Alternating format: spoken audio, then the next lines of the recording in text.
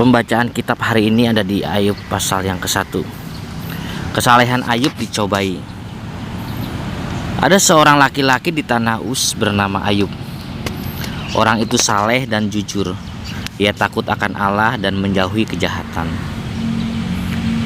Ia mendapat 7 anak laki-laki dan 3 anak perempuan.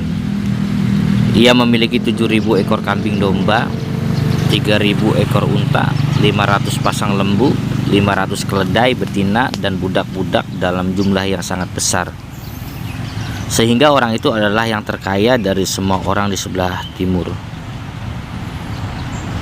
Anak-anaknya yang laki-laki biasa mengadakan pesta di rumah mereka masing-masing menurut giliran, dan ketiga saudara perempuan mereka diundang untuk makan dan minum bersama-sama mereka. Setiap kali apabila hari-hari pesta telah berlalu, Ayub memanggil mereka dan menguduskan mereka. Keesokan harinya pagi-pagi bangunlah Ayub, lalu mempersembahkan korban bakaran sebanyak jumlah mereka sekalian. Sebab pikirnya, mungkin anak-anakku sudah berbuat dosa dan telah mengutuki Allah di dalam hati. Demikianlah dilakukan Ayub senantiasa. Pada suatu hari datanglah anak-anak Allah menghadap Tuhan, dan di antara mereka datanglah juga iblis. Maka bertanyalah Tuhan kepada iblis, "Dari mana engkau?"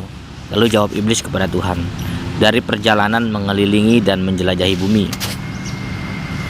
Lalu bertanyalah Tuhan kepada iblis, "Apakah engkau memperhatikan hambaku Ayub? Sebab tiada seorang pun di bumi seperti dia, yang demikian saleh dan jujur, yang takut akan Allah dan menjauhi kejahatan."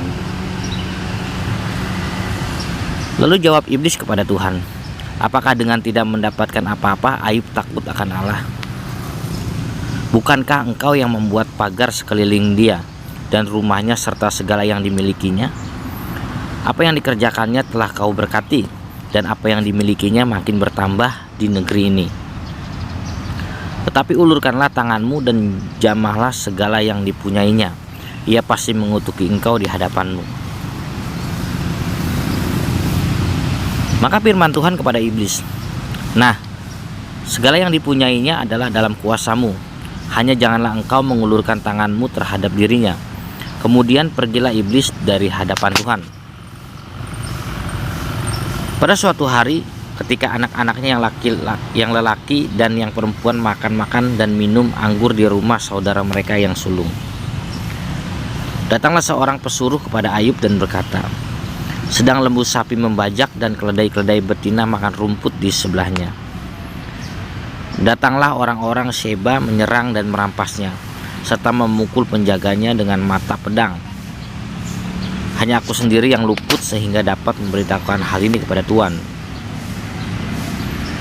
Sementara orang itu berbicara, datanglah orang lain dan berkata, "Api telah menyambar dari langit dan membakar serta memakan habis kambing domba dan penjaga-penjaga.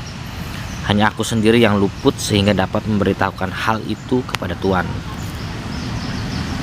Sementara orang itu berbicara, datanglah orang lain dan berkata, "Orang-orang Kasdim membentuk 3 pasukan, lalu menyerbu unta-unta dan merampasnya serta memukul penjaganya dengan mata pedang. Hanya aku sendiri yang luput sehingga dapat memberitahukan hal itu kepada Tuhan."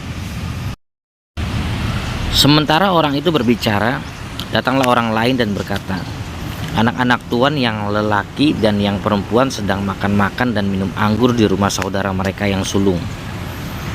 Maka tiba-tiba angin ribut bertiup dari seberang padang gurun.